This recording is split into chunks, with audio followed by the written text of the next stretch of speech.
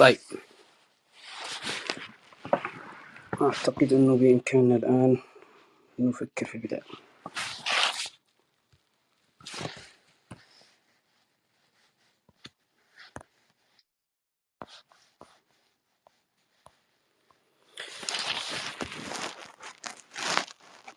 طيب، السلام عليكم. صوت مسموع أستاذ بابا؟ صوت مسموع الأستاذ طيب، سعد. شكرا جزيلا. بسم الله الرحمن الرحيم، والصلاة والسلام على رسول الله. شكرا جزيلا لكل من التحق بنا. شكرا للمتحدثين اللي هم معنا، وأيضا شكرا للمستمعين وللراغبين أيضا في أن يلتحقوا بنا لاحقا. هذه حلقة كما تعلمون هي من مجموعة من سلسلة حلقات كنا قد بدأناها، بعضها حتى قبل سنة من الآن، وهي متعلقة بسلسلة المقاصد. قبل هذه الغرفة كانت هناك مجموعة من الغرف من رمضان الماضي، والتي انطلقت بداية من مدخل إلى علم المقاصد أو مقاصد المقاصد، ثم بعد ذلك كانت هناك غرف حول توظيف المقاصد، وكانت هناك غرف أخرى متعلقة بتوظيف المقاصد ولكن في إطار الدولة المدنية، وكانت عبارة عن نقد أو محاولة لقراءة مشروع دكتور سعد الدين العثماني، وهو سياسي وكاتب وباحث مغربي مشهور. بعد ذلك تناولنا موضوع مدنية لا علمانية، وهي كانت محاولة أيضا لفهم وقراءة مشروع الشنقيطي الذي كتب عنه ونادى به أكثر من مرة، وكان طبعا بحضور كثير من الباحثين بما فيهم الأستاذ عباس برهان.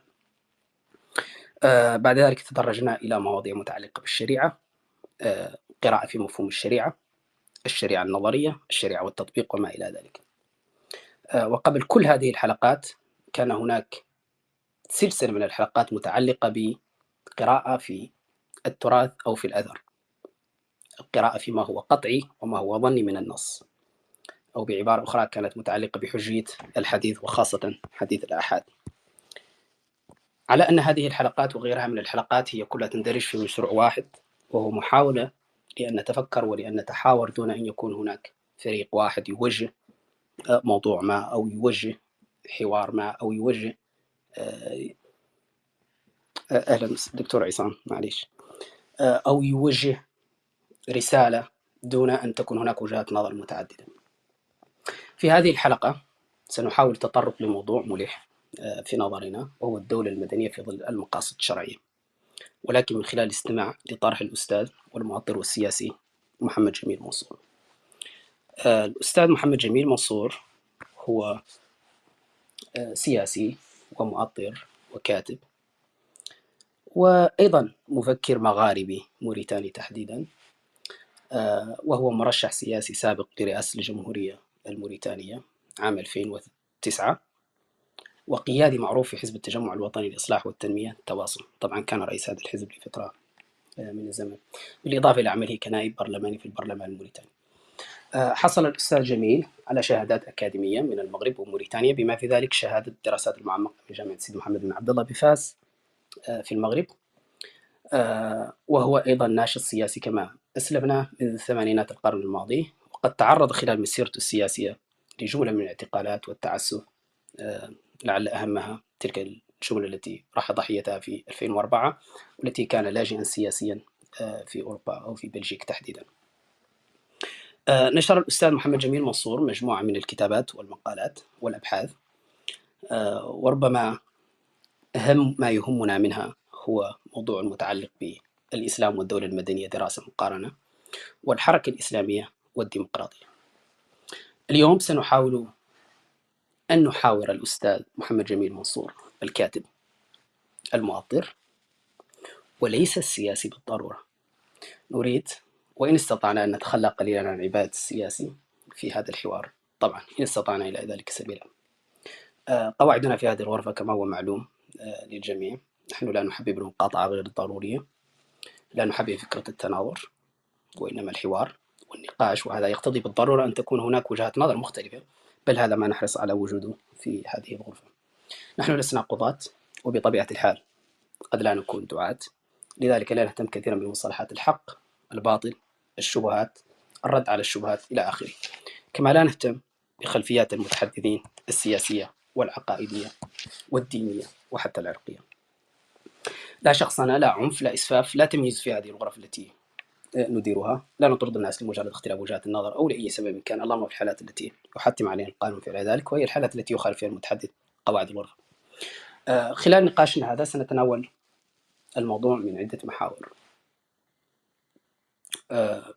وطبعا لا أريد أن أطيل في هذا التقديم، ولكن سأكسر هذه القاعدة لأنه أعتقد موضوع الدولة المدنية هو موضوع مهم جدا. فإن استأذنت من المتحدثين الرئيسيين أن أقدم نقاط رئيسية تقرب هذا المفهوم للمتلقي، فقد يكون ذلك جيدا، قبل أن نسمع من الأستاذ محمد جميل منصور، ثم بعد ذلك من الأستاذ الباحث بابا والأدو، على أن نسمع من بقية الباحثين والدكاترة الحاضرين معنا، ولكل من يريد أن يقدم تعليقا أو طرحا. موضوع الدولة المدنية تم تناوله وأنا هنا أتحدث في إطار منطقتنا أو في إطار مجتمعنا العربي، أو ما سنتحدث عنه لاحقا في إطار الأدبيات الإسلامية. لا أقصد بالإسلامية هنا الإسلام السياسي، ولكن أقصد المسلمين، على كما يقول الأستاذ المرزوقي. صحيح أن هناك من تناول هذا الموضوع بكثير من البحث والدراسة، ولعل أهم الأبحاث التي وقفت عليها شخصيا وأثارت اهتمامي هو مشروع العثماني، وذلك لما حمله من وضوح في الرؤية وصراحة قاطعة وحاسمة جعلته، أي العثماني في رأيي الشخصي، لا يتوانى في القول إن تحقيق مرتكزات الدولة المدنية، والذي هو لخصها في ثلاثة رئيسية: عدم تدخل السلطة في الشأن العام، حيادية النظام السياسي، التداول السلمي على السلطة وغيرها، لا يمكن تحقيقها إلا بالتنازل عن بعض مفردات الفقه التقليدي، خاصة تلك المفردات المنسجمة تاريخيا مع فكر سياسي ما ساد لقرون ولم يعد هناك معنى لاستعمالها. وربما يقصد بذلك مفردات دار الإسلام، دار الحرب، الأحكام السلطانية وغيرها. طبعا العثماني لا يتبنى فلسفته من فراغ، وإنما يستند إلى منظومة تراثية متجذرة وعميقة جدا في مشروعه، فهو يرجع إلى أعمال القرافي وغيره من علماء المقاصد، وحتى بعض أعمال وكتابات ابن تيمية. وفي هذه يلمح العثماني صراحة بأن المسلمون ربما هم مصابون بعمل ألوان فيما يتعلق بفعل النبي صلى الله عليه وسلم. ليس كل ما فعله النبي صلى الله عليه وسلم تشريعا ولا يلزم المسلمين. وقد يكون هذا حوارنا للأسبوع القادم مع الأستاذ عصام القيسي، وهو مقامات النبي صلى الله عليه وسلم، أي مقامات الدينية ومقامات غير الدينية. وإذا كان العثماني قد أوضح رؤيته، فإن الفيلسوف التونسي أبو يعرب المرزوق قدم طرحا مشابها وإن من زاوية أخرى، حيث يستوقف بحثه تركيزا محوريا حول دلالة الدولة المدنية والحداثة، وأيضا دلالة أو مفهوم الإسلاميين أو الإسلاميون. لماذا أهتم تحديدا بكلمة الإسلاميين أو الإسلاميون؟ لأنه حوارنا هذا ونحن نتحاور مع شخصية سياسية معروفة جدا سيجرنا ولا محالة إلى موضوع الإسلامي. طبعا المرزوقي يرى أن وصف الإسلاميين لا ينبغي أن يكون حكرا على مجموعة سياسية ما، وأن الحكر الذي أعطيناه نحن عندما نقول نستخدم مصطلح الإسلاميين نقصد به مجموعة سياسية ما، أنه قد لا يخلو من الخطأ. فالإسلاميون في رأيه ظهرت كمفهوم حتى مع القرن الرابع الهجري، يعني هو ربما يشير إلى كتاب الأشعري اللي هم المقالات الإسلاميين. على أي حال، يرى المرزوقي أنه لا وصاية لأحد على الأمة في إدارة شؤونها، وهذا هو مقتضى النص القرآني الصريح، أو بالأحرى تطبيق حرفي للآية: والذين استجابوا لربهم وأقاموا الصلاة وأمرهم شورى بينهم. ما يعني أن أسلوب الحكم هو أمر جماعي خاص بالمجتمع لا دخل لأحد فيه ولا عليه. وإذا كان المرزوقي يرى أن تعدد الدين، الديانات، الثقافات ومطلب رباني يهدف بهدف التعاون والتآخي، طبعا هناك آيات كثيرة تشير إلى هذا، تحت ظل دولة ما، فإنه مع ذلك يرى أن مكنون أمر الجماعة في الإسلام وهو أمرهم شورى بينهم لا يتنافى مع مفهومه في فلسفات أخرى. فأمر الجماعة باللاتينية مثلا يعني الجمهورية، وأسلوب الشورى باليونانية يعني ديمقراطية. وعلى هذا الأساس يستنتج المرزوقي أن نظام الحكم في الإسلام أو حسب القرآن هو في دولة جمهورية ديمقراطية. انتهى الاستشهاد. بعبارة أخرى طبيعة الدولة جمهورية وأسلوب حكمها ديمقراطي. رغم ما في هذين الطرحين من وضوح إلا أنهما لا يخلوان من بعض التحديات، ولعل أهم تلك التحديات هو التعامل مع النص. فبعض النصوص ذات الطابع القطعي في ثبوتها على الأقل، وأنا أتحدث عن القرآن، تنص على أمور قد يفهم تدخلها في شؤون الدولة المحلية. على سبيل المثال للحصر النصوص المتعلقة بالأحوال الشخصية، الجنايات أو ممكن نضع الحدود بين قوسين، وأنظمة الاستعباد، الرق، وما إلى ذلك، وحتى المواضيع المتعلقة يعني بالأمة وإلى آخره إلى آخره. وإذا ما عدنا إلى التعاون مع مثل هذه النصوص سنجد أن هناك خلافات جوهرية كبيرة جدا بين المتعاونين أو المتعاملين معها. فهناك من يرى أن نصوص تجاوز الزمن وينبغي أن تتجاوز، وهناك من يرى لا، طالما هي نصوص قطعية وثابتة فعلينا أن نتعامل معها بجدية يعني. وهذا ما سنناقشه ربما في هذه الحلقة مع ضيفنا الكريم. على أني لا أريد أن أحرق الحلقة قبل سماع الأستاذ محمد جميل منصور، لأن مثل هذه الإشكالات ربما والأسئلة قد تتبادر إلى الذهن عندما نتناول إلى موضوع أو نتناول موضوع مثل هذا الموضوع. ربما أضيف بعض الأسئلة التي قد تتبادر إلى الذهن، أو بالأحرى السؤال الأهم هو كيف يمكن أن نتصور أساسا وجود دولة مدنية في ظل المقاصد الشرعية؟ هل وضع الإسلام نظاما لحكم ما؟ لماذا الدولة المدنية وليست الدولة الإسلامية مثلا بين قوسين الخلافة الإسلامية؟ ثم ما مفهوم الاستخلاف أو الخلافة؟ ما الفرق إذن بين الدولة المدنية المقاصدية أو الدولة المدنية في ظل المقاصد وبين العلمانية؟ كيف ستتعامل هذه الدولة المدنية المشهودة مع الأحكام الفقهية التي قد يبدو ظاهرها غير متقاطع تماما مع المسعى الرئيسي لهذه الدولة؟ وبطبيعة الحال كيف ستتعامل هذه الدولة المدنية المقاصدية التعاقدية؟ نقصد بالتعاقدية أنه على القائلين بأنه الإسلام يعني دولته هي دولة تعاقدية، يعني هي بيعة، نظام البيعة، ونظام البيعة هو ذاته نوع من العقد الاجتماعي ما بين الحاكم والرعية إن صح التعبير.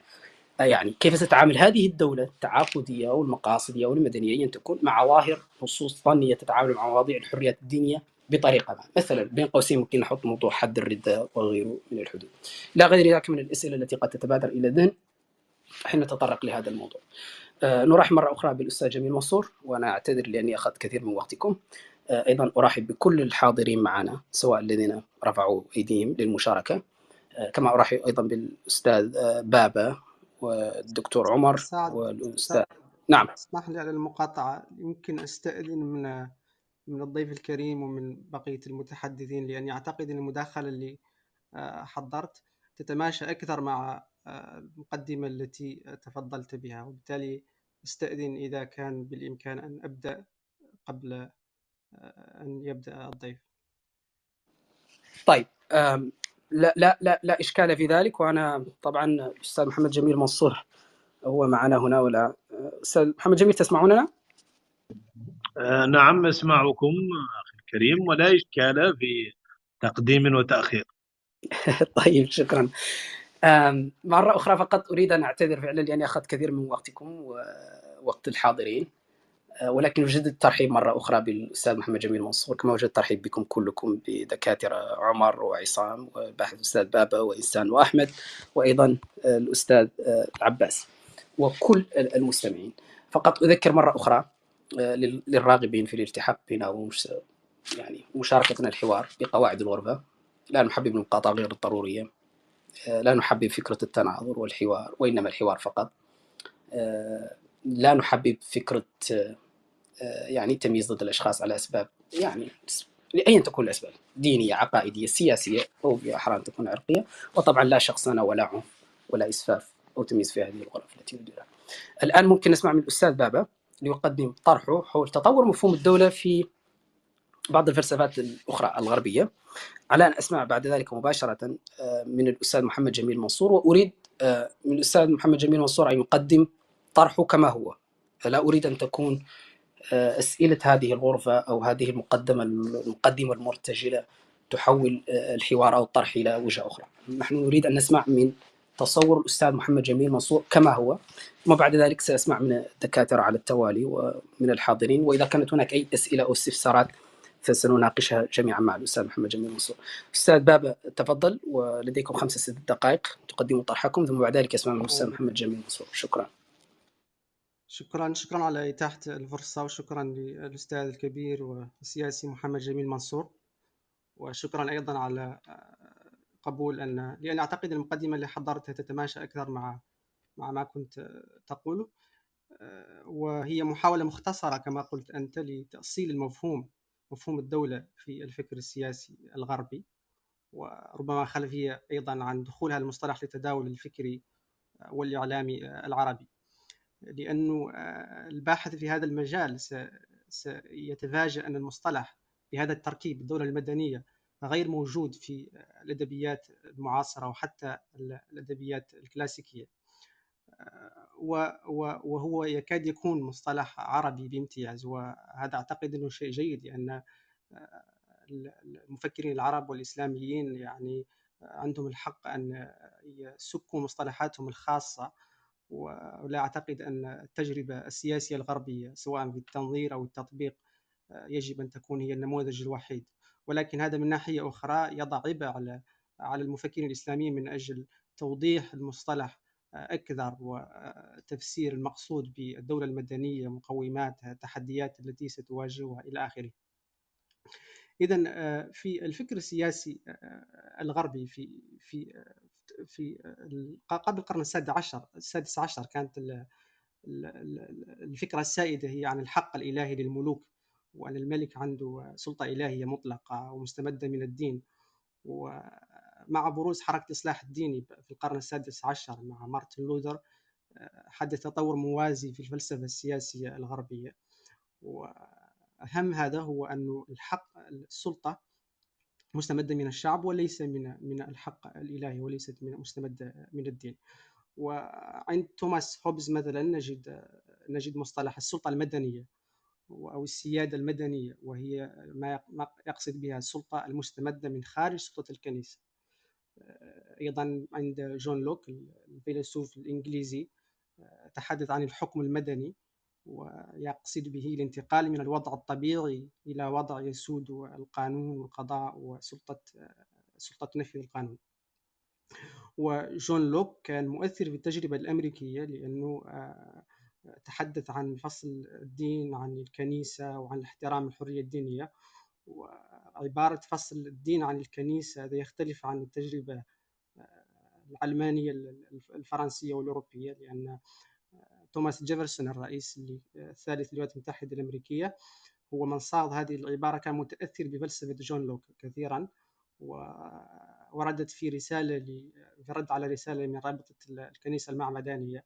إذن مع إضافة إلى ذلك هناك كان جان جاك روسو يتحدث عن الحالة المدنية في العقد الاجتماعي، وهي حالة أو مرحلة الإنسان يتبع فيها العدالة بشكل أكثر تطور من الحالة الطبيعية اللي تحدث عنها طبعا جون لوك وتوماس هوبز.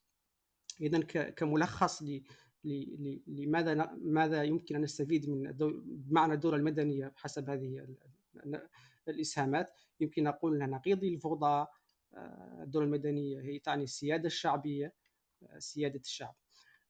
ولكن مع ذلك لا يجب أن ننسى الممارسة، بالإضافة إلى التنظير. الحرب 30 سنة اللي حدثت في أوروبا بين طبعا هي لم تكن حرب دينية فقط، ولكن حدثت بين الدول البروتستانتية والدول الكاثوليكية.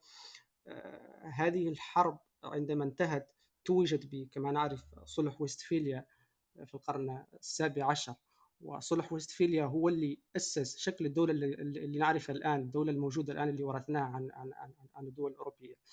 وأهم سمات هذه الدولة هو مصطلح السيادة، وهي طبعا تعني الشرعية أو الأحقية بسن القوانين والتشريعات، وأعطيت للشعب بعدما كانت طبعا في الماضي سيادة للكنيسة وللملوك. إذن في السياق العربي إذا سمحت لي، أول استخدام للمصطلح يمكن إرجاعه لبداية القرن العشرين بمراسلات بين الإمام محمد عبده والمؤرخ ورجل الدولة الفرنسي جابرييل هانوتو. جابرييل هانوتو يقول أن العرب يجب أن يفصلوا بين السلطة السياسية والسلطة الدينية، أيضا المفكر والكاتب اللبناني فرح أنطون أيضا كتب أن العرب متأخرين عن الغرب بسبب أنهم لا يفصلون بين الدين والدولة، ودعا إلى تأسيس حكم مدني. إذا ظهرت هناك الحكم المدني، دولة مدنية في هذه الفترة. محمد عبده كتب رد على أنطون، ومحمد عبده اعتبر أن الإسلام سبق أوروبا في الفصل بين الدين والحكم المدني، ولأن الحاكم يتم اختياره من طرف الشعب، ما يعتبر ممثل عن الله، لا يمتلك شرعية إلهية. ويمكن أن نفهم ما قصده محمد عبده بالدولة المدنية أو الحكم المدني هو نقيض الثيوقراطية، أي حكم الكنيسة أو الحكم المعتمد على الشرعية الإلهية. في أواخر السبعينات خصوصا في مصر، طبعا في أواخر السبعينات ماذا حدث في السبعينات؟ كان هناك انتشار للصحوة الإسلامية، كان هناك نجاح للثورة الإسلامية في إيران، ولكن في نفس الوقت كان في بروز للتطرف الديني. إذن في هذه الفترة برز مصطلح الدولة المدنية للتداول الأكاديمي والإعلامي خصوصا في مصر. وفي هذا الجو، لأن الجو مشحون بالتطرف تقريبا، الليبراليون الكتاب الليبراليون وجدوا نوعا ما في مصطلح الدولة المدنية شحنة أخف من مصطلح العلمانية، وبالتالي نجد أن الدولة المدنية يتم استخدامها من طرف كتاب ليبراليين وليس فقط إسلاميين. مثلا فرج فودة كتب عن الدولة المدنية، بالإضافة إلى أيضا كتاب إسلاميين مثل محمد عمارة وغيره. العشماوي أيضا كتب عن الدولة المدنية. مؤخر بعد ذلك تقريبا في التسعينات إلى 2000 برنامج الإخوان المسلمين بدأ يتغير، مراجعات بدأ أيضا يظهر مصطلح الدولة المدنية. ولكن نلاحظ أن بالنسبة للإخوان خصوصا في برنامج حزب العدالة وحزب الحرية والعدالة استخدموا الدولة المدنية. ماذا يقصدون بالدولة المدنية؟ أنها نقيض كما قال محمد عبده للدولة الثيوقراطية، ولكن في نفس الوقت نقيض للدولة العسكرية، لأن كما نعرف مصر وغيرها من الدول العربية كانت تعاني من الاستبداد العسكري. أنا تجاوزت الوقت تقريبا، بس بإمكانكم تختصروا يعني حتى أيضا لأنه سنرجع لك في كل الحالات، فإذا أردت خلاص ما في مشكلة. نعم. خلاص ممكن أتوقف هنا. أنا أشكرك جدا على التلخيص الجميل، وإن كنت أيضا أريد أن أجدد اعتذاري مرة أخرى أيضا، لأني أنا أخذت كثير من وقتكم. الآن بإمكاننا أن نسمع من الأستاذ محمد جميل منصور. مرة أخرى أنا أريد أن أسمع طرح أستاذ محمد جميل منصور دون أن يكون متماشيا مع على الأقل منهجيتنا أو اجتهادنا الذي وضعناه في أن نقدم لهذه الغرفة مثلا تقديما ما. فأريد أن أسمع كيف يتصور الأستاذ محمد جميل منصور الدولة المدنية في ظل المقاصد الشرعية، وبعد ذلك أسمع من الدكاترة ومن الحاضرين معنا. الأستاذ محمد جميل منصور تفضلوا، معكم الوقت والميكروفون. بسم الله الرحمن الرحيم. الحمد لله والصلاة والسلام على رسول الله. السلام عليكم ورحمة الله وبركاته. شكرا جزيلا للمشرف وللمشاركين وللحضور الذين سيشاركون في إنعاش هذا النقاش والحوار. الموضوع كما تفضل الأستاذ والدولة المدنية في ضوء المقاصد الشرعية وفي ضوء مقاصد الشريعة الإسلامية. صحيح أن هذا الموضوع تم تناوله أو تناول أطرافه من قبل عديدين، ولكن ظل الموضوع يحتاج إلى إعادة نظر وإلى إعادة طرح تجلي بعض الغموض الوارد في الأطروحات المقدمة، وتجيب على بعض الأسئلة التي يطرحها المهتمون بالموضوع من موقع الحماس له أو من موقع التشكيك فيه وحتى من موقع التحامل عليه. الحديث عن الدولة المدنية في ضوء مقاصد الشريعة الإسلامية حديث مبرر، باعتبار أن قضايا الفكر السياسي وقضايا النظام السياسي أفضل أن تناقش على ضوء المقاصد العامة للشريعة لا على ضوء الأحكام التفصيلية لها. وهذا يتطلب توضيحا في المبتدأ